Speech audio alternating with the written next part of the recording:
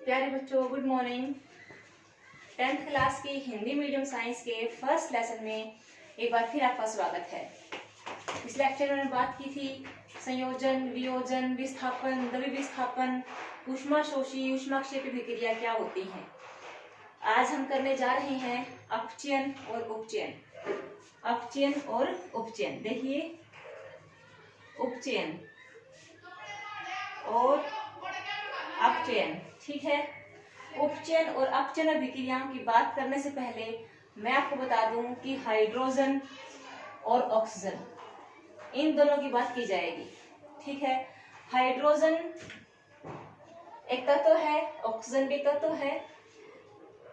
ये बहुत ज्यादा यौगिकों के रूप में पाए जाते हैं। आपने देखा होगा, बहुत सारे यौगिकों के रूप में हाइड्रोजन, ऑक्सीजन, कार्बन पाए जाने वाले कुछ ये तत्व हैं। तो हम बात करेंगे इनके बारे में कि जब किसी विक्रिया में हाइड्रोजन की कमी हो या ऑक्सीजन की वृद्धि हो या दोनों ही काम एक साथ हो, ठीक है, यानी कि हाइड्रोजन की कमी भी हो रही है, ऑक्सीजन की वृद्धि भी हो रही है, वह अभिक्रिया कहलाएगी उपचयन अभिक्रिया। अपचयन अभिक्रिया इसके बिल्कुल अपोजिट होगी। जिस विक्रिया में हाइड्रोजन की वृद्धि, ऑक्सीजन की कमी हो रही है, वह अभिक्रिया कहलाएगी अपचयन अभिक्रिया, ठीक है। तो उपचयन और अपचयन अभिक्रिया क्या होती है, पता लग गया होगा आपको। उपचयन अभिक्रिया में क्योंकि ऑक्सीजन की वृद्धि होती है, इसीलिए इस अभिक्रिया का दूसरा नाम है ऑक्सीकरण। क्या है? ऑक्सीकरण। इंग्लिश में इसे ऑक्सीडेशन कहते हैं, हिंदी में इसको रिडक्शन कहते हैं। रिडक्शन, इसका कोई टिपिकल मीनिंग नहीं है हिंदी में, ठीक है। उसको तो ऑक्सीकरण भी कहते हैं और साथ में उपचयन भी कहते हैं, इसको अपचयन के नाम से जानते हैं, ठीक है। उसके बाद हम देखते हैं उदाहरण। जैसे मान लीजिए कॉपर ले लिया हमने, कॉपर, तांबा, ऑक्सीजन की उपस्थिति में अभिक्रिया करके ये बनेगा कॉपर ऑक्साइड, ठीक है।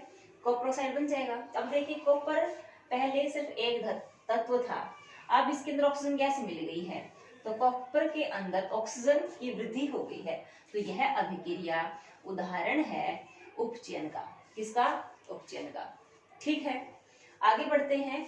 अगर मान लीजिए इसी को ले लो एक बार, कॉपर ऑक्साइड की अभिक्रिया जब हाइड्रोजन के साथ होती है तो क्या होता है?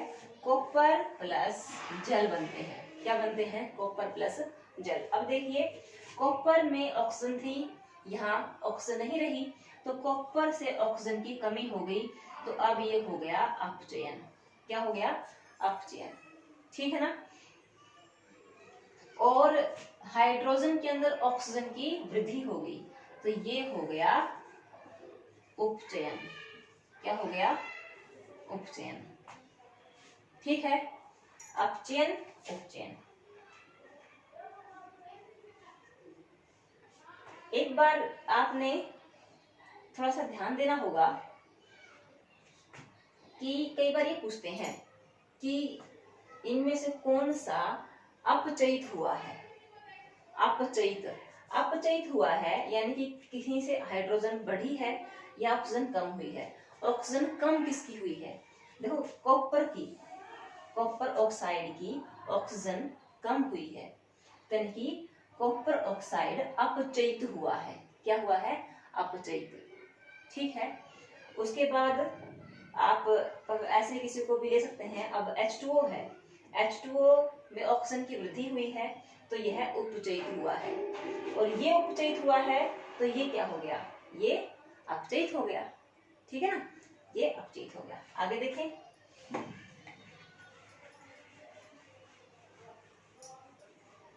और उदाहरण लेते हैं, जैसे कि देखिए आप, जिंक ऑक्साइड की अभिक्रिया कार्बन से करवाइए। जिंक ऑक्साइड की अभिक्रिया कार्बन से, जिंक बन जाएगा और कार्बन मोनोऑक्साइड गैस बन जाएगी, ठीक है। जिंक ऑक्साइड और कार्बन मोनोऑक्साइड गैस।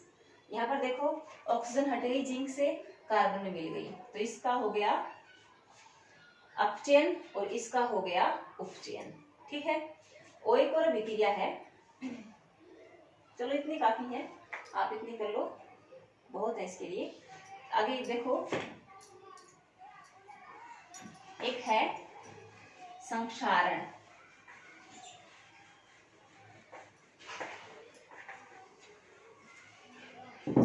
संक्षारण, संक्षारण क्या होता है? लोहे पर जंग लग जाना, ठीक है। चांदी के जो पदार्थ हैं उनका कुछ समय बाद काला हो जाना, ठीक है। तांबे से बने पदार्थों का जैसे कि हरा हो जाना, ठीक है। यानी कि ये क्या है? ये धातुएं हैं। कुछ समय बाद यदि इनको ना रोका जाए तो ये कमजोर हो जाएंगी, हो सकता है पूर्णतः नष्ट भी हो जाए। तो इनका क्या हो गया? वायु धातु जब वायु, नमी या अम्ल के संपर्क में आती है तो वह कमजोर हो जाती है, क्षीण या नष्ट हो जाती है, पूर्णतः नष्ट भी हो जाती है, ठीक है ना। तो ये जो प्रक्रिया है जिसमें धातु नमी, वायु, अम्ल आदि के संपर्क में आकर क्षीण हो जाती है,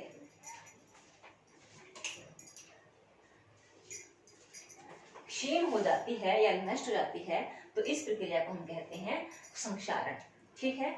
लोहे को जंग लगना उसका एक उदाहरण है, ठीक है। तो इसको रोका कैसे जा सकता है? कई तरीके हैं, पेंट करके, तेल लगा करके, ठीक है।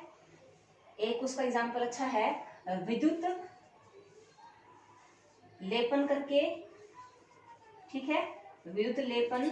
एक है गैल्वनीकरण करके, गैल्वनीकरण करके, और सबसे अच्छा एग्जाम्पल है मिश्र धातु बना करके, मिश्र धातु बना करके। ये हम धातु जब पढ़ेंगे, इसको अभी खत्म करते हैं, ठीक है। उसके बाद अगला टॉपिक है विकृत गंधिता, ठीक है, विकृत गंधिता।